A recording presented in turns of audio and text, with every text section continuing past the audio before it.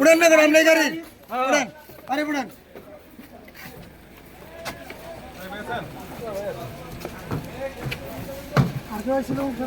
তো অবশেষে কথিত যে সাংবাদিক রয়েছে তাকে অবশেষে আশুলিয়া থানার যে জিপ রয়েছে সেই জিপে তাকে তোলা হলো।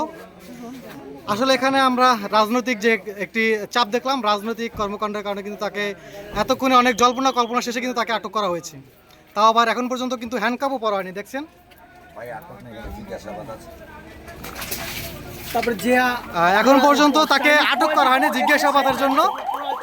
জিজ্ঞাসাবাদের জন্য কিন্তু প্রশাসন তাকে উঠিয়ে নিয়েছে, আমরা দেখছি।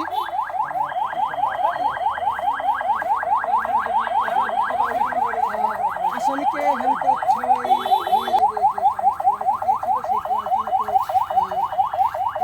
দেখায়নি এবং দীর্ঘ 7 ঘন্টার অপেক্ষার পর পুলিশ